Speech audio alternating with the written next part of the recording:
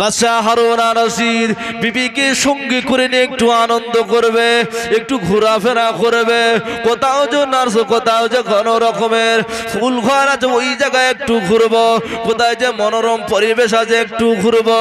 ও যুবকেরা, বাদশাহ হারুন আর রশিদ বিবিকে সঙ্গে করে নিয়ে আস্তে আস্তে ঘুরতে বের হলো। বিবি গো, তোমার সঙ্গে করে নিয়ে আজকে আমি একটু ঘুরতে বের হব।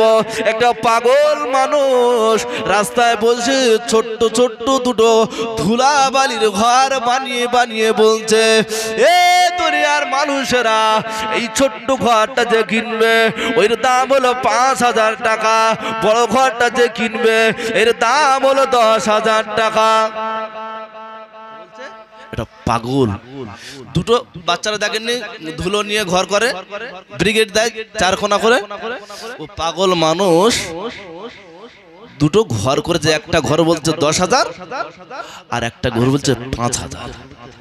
বাদশাহ হারুন আর রশিদ বিবি জুবেদাকে সঙ্গে করে নিয়ে বলছে, বিবি চলো আজকে আমরা দুজনে একটু খুব সুন্দর মনোরম পরিবেশ একটু ঘুরবো, চলো। তো বিবি পিছনে, স্বামী সামনে আস্তে আস্তে যাচ্ছে। পাগল মানুষ ওই কথা বারবার বলছে, কেউ কি আছো ও দুনিয়ার মানুষেরা, কেউ কি আছো একটা ঘর কিনবে 5,000 টাকা দিয়ে, আর একটা ঘর যদি কিনতে চাও 10,000 টাকা।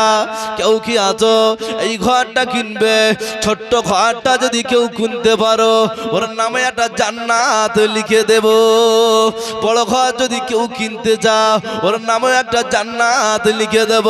বিবি জুবেদা পিছন দিয়ে বারবার কথাটা কানে ভেসে আসে আর বারবার শুনতে থাকে, মনে মনে মনে মনে করে পাগল মানুষটা কি কথা বলে। ছোট্ট ঘরটা 5,000 টাকা, বড় ঘরটা 10,000 টাকা। তো ঘুরতে এসেছে, স্বামীর কাছে তো টাকা, আমার কাছে তো টাকা নাই, তো কিভাবে ঘরটা কিনি? বলছে স্বামী একটু দাঁড়িয়ে যান। বলছে কেন? বলছে পাগল মানুষটা ঘর বেচবে, বলছে একটা ঘর আমার কেনার আশা। পাগল মানুষ কি বলছে না বলছে, এই ঘর তুমি কিনবে, তোমার বুদ্ধি শুদ্ধি কিছু আছে? আসল মেয়েদের মন তো অনেক নরম, তাই না? আল্লাহ মায়েদের অন্তর এত নরম করেছেন। কোন মানুষ যদি কোনো সাইল, কোনো ভিক্ষুক, কোনো দরিদ্র, কোনো ভিক্ষুক, কোনো গরিব অসহায় যদি একবার গিয়ে কাঁদে, দরজার কাছে গিয়ে বলে মা 2 দিন খাওয়া হয়নি, ঘরের ভেতর কোথায় কি আছে সব বাবা তুমি খেয়ে চলে যাও। আল্লাহ মায়েদের অন্তর এত নরম করেছে। তো বিবি জুবেদা স্বামীর হাঁকে আগে চলে, কিন্তু একটু পিছনে পিছনে আবার ঘুরে ঘুরে দেখছে, সত্যি তো একটা কিনলেও তো হতো। পাগলটা কি একেবারে মিথ্যা কথা বলছে? একটা ঘর যদি কিনে একটা জান্নাত কিনতে পারি 5,000 টাকায়, এ তো বড় সৌভাগ্য। এখন স্বামী একটু আগে যেতে লেগেছে, উনি আস্তে আস্তে করে পিছু হটে এসে বলছে, বাবা আমার কাছে তো 5,000 টাকা নাই, তবে গোলার একটা স্বর্ণের হার আছে, এটার পরিবর্তে কি একটা জান্নাত কেনা যাবে? বলছে টাকা নাই। বলছে না, তাহলে গোলার হারটা খুলে দাও, ছোট্ট একটা জান্নাত তোমার নামে আমি লিখে দেব। গোলার হারটা খুলে দিয়ে একটা জান্নাত চলে গেল।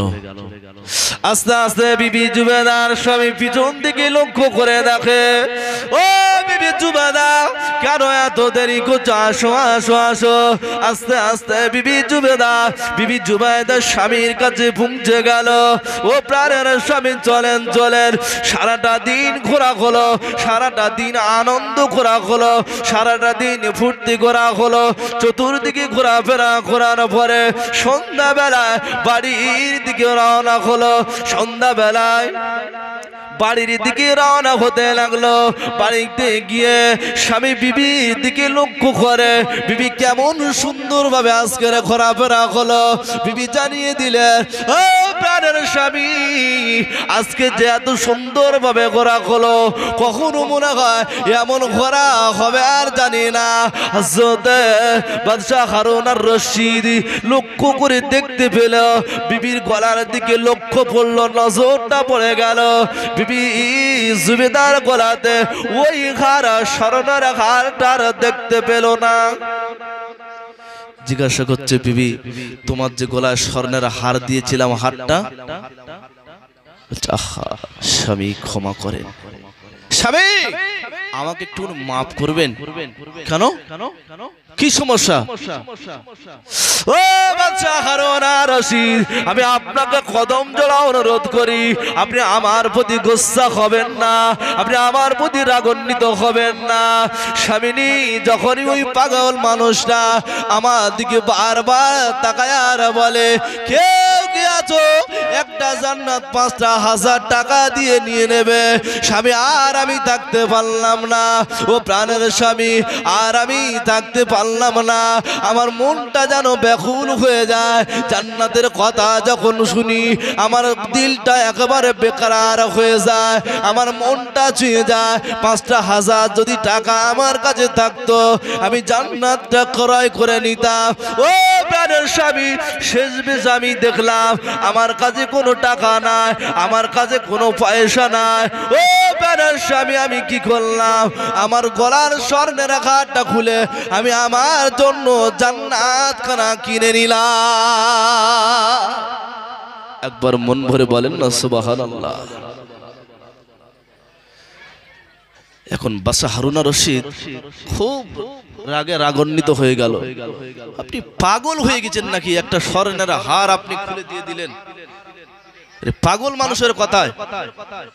বলছে স্বামী যাক, অনেক টাকা তো অনেক দিকে দিয়েছে, একটা জান্নাতের পরিবর্তে যদি হার আমার চলে যায় যাক। বলে আরে পাগল, কোথায় তোমার জান্নাত? বলছে আপনি রাগান্বিত হবেন না, একটু সবর করেন। এখন স্বামী স্ত্রী উভয়ে খুব আনন্দ সহকারে খাওয়া দাওয়া করার পরে আবার বিছানায় শয্যায়িত হয়ে গেল, নিদ্রায় চলে গেল। গভীর রাত হয়ে গেল, বাদশা হারুন আর রশিদ ঘুমের মধ্যে একেবারে হাবুডুবু খাচ্ছে। আল্লাহ পাক স্বপ্নের মাধ্যমে জানিয়ে দিলেন, ও বাদশা হারুন আর রশিদ, তুমি শুনে নাও, জেনে নাও, তোমার সম্মুখে একটা জান্নাত দেখানো হলো। দেখো ওই জান্নাতে বিবি জুবাইদার নামখানা লেখা আছে। জোরে বলে সুবহানাল্লাহ। বাদশা হারুন আর রশিদ গভীর রজনীতে অন্ধকার রাতে মানুষ যখন ঘুমে আচ্ছন্ন হয়ে গেছে, মানুষ যখন ঘুমের মধ্যে চলে গেছে, বাদশা হারুন আর রশিদ গভীর রাতে ঘুমের মধ্যে স্বপ্নের মাধ্যমে তিনি দেখতে পেলেন একটা জান্নাত তার সম্মুখে আনা হলো। ওই জান্নাতের দরজা বিবি জুবাইদার নামখানা লেখা রয়েছে। বাদশা হারুন আর রশিদ বিবি জুবাইদার নামখানা দেখে আর থাকতে পারলেন না, সঙ্গে সঙ্গে মনে মনে করলেন, আরে আমার বিবির নাম তো ওই জায়গায় জান্নাতের একটি দরজায়, কিন্তু আমি যে তার স্বামী, আমার নামখানা কেন লেখা নাই, আমার নামখানা কেন লেখা হলো না? হঠাৎ করে ইনি ঘুমটা ভেঙে গেল, চিন্তায় এত চিন্তায় পড়ে গেল যে আমার বিবির জান্নাতে একটা নাম দেখা পেলাম, কিন্তু আমার নাম নাই, অথবা আমি তার স্বামী, টাকা পয়সা আমার, ধন দৌলতের মালিক আমি, আমার নাই আমার বিবির নামটা ওই জায়গায়।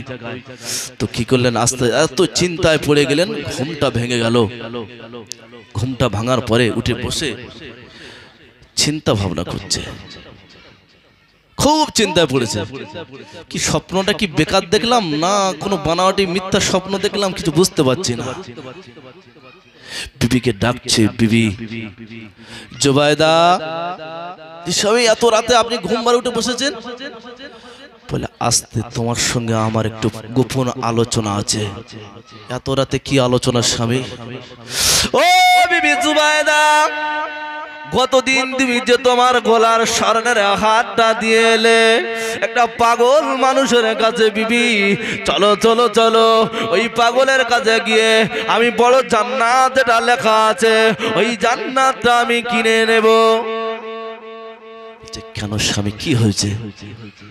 তখন বললাম, নিলেন না, এই গভীর রাতে পাগলের কাছে যাবে জান্নাত কেনার জন্য, সে কি সেখানে থাকবে বলে মনে হয়?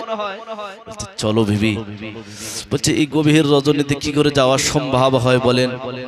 বলছে বিবি, এখন যদি না যাও সারা রাত আর আমার ঘুম হবে না, আমার জেগে জেগে কষ্টই কষ্টই প্রাণ চলে যাবে, অতএব এখনই যেতে হবে।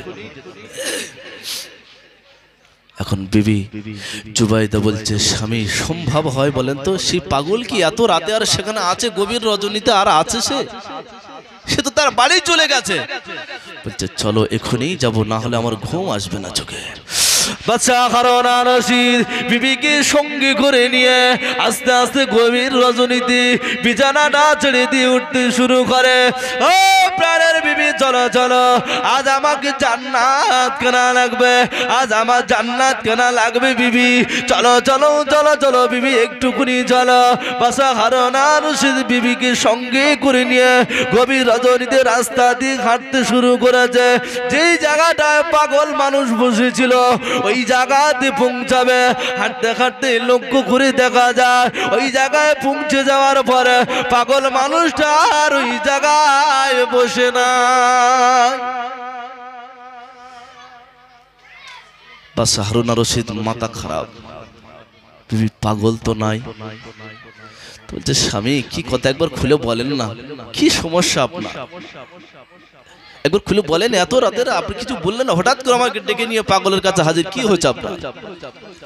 বাদশা হারুনা রশিদ জানিয়ে দিলেন, ও প্রাণের স্বামী বাদশা হারুনা রশিদ জানিয়ে দিলেন, ও আমার প্রাণের বিবি জুবাইদা, আমি যখন গভীর রাতে ঘুমিয়ে পড়ি, আমি যখন ঘুমের মধ্যে চলে গেলাম,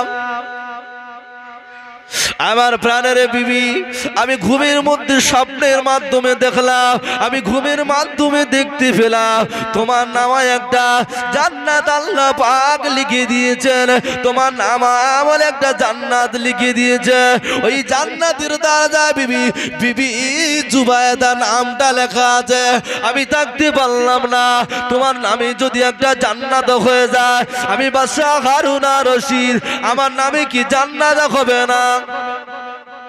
বলতে স্বামী, যে সময় আপনাকে বলেছিলাম একটা জান্নাত কিনে নেন, আপনি তো হে করে চলে গেলেন, আপনি জান্নাতটা নিলেন না। সময় তো আপনার চলে গিয়েছে, আর কি জান্নাত হয়? সে পাগল মানুষ তো নাই, পাগল তো নাই, কিভাবে আপনি জান্নাতটা কিনবেন? সে পাগল তো চলে গিয়েছে।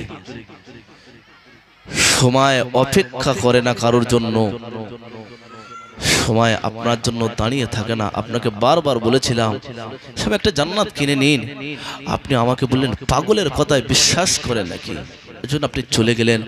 আমি মহিলা মানুষ গলার স্বর্ণের হাতটা খুলে দিলাম, আল্লাহ আমার জন্য একটা জান্নাত লিখে দিলেন। জোরে বলেন সুবহানাল্লাহ, আর একবার জোরে বলেন না সুবহানাল্লাহ। নারায়ে তাকবীর, নারায়ে তাকবীর, নারায়ে তাকবীর।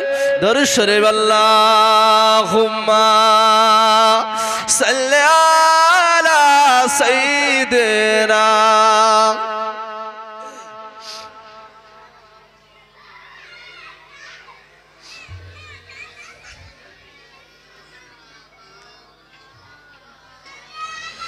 তো বাপ, ফাইজা জা আজালুহুম ফালা ইস্তাখিরুনা সাতাম ওয়ালা ইস্তাখদিমুন।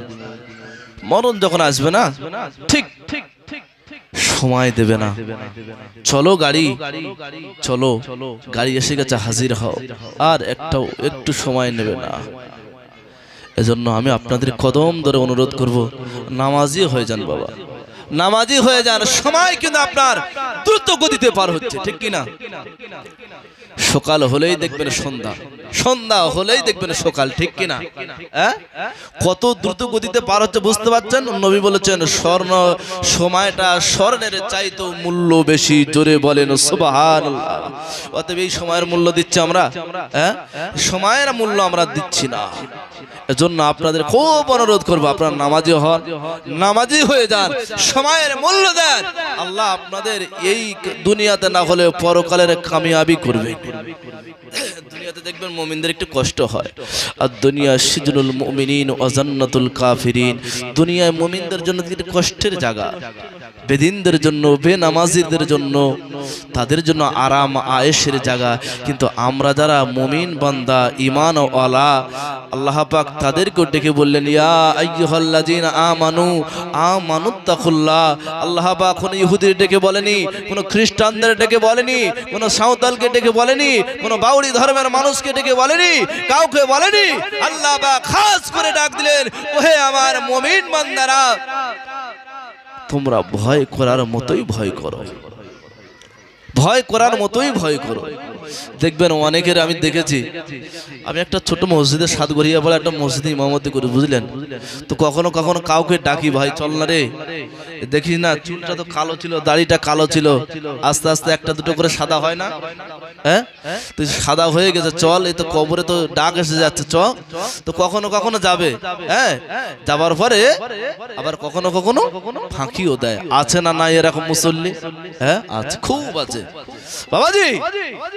এই যে তামাশা করছি, কখনো 2 ওয়াক্ত পড়ছে, 3 ওয়াক্ত পড়ছে না, কখনো 3 ওয়াক্ত পড়ছে তো 2 ওয়াক্ত পড়ছে না, এ ফাঁকিবাজি কার সঙ্গে হচ্ছে? হ্যাঁ আল্লাহর সঙ্গে। দুনিয়ার কোন মানুষকে আপনি ক্ষতি করেননি, আল্লাহর সঙ্গে আপনি দাগাবাজি করছেন, আপনার নিজের ক্ষতি আপনি করে নিচ্ছেন।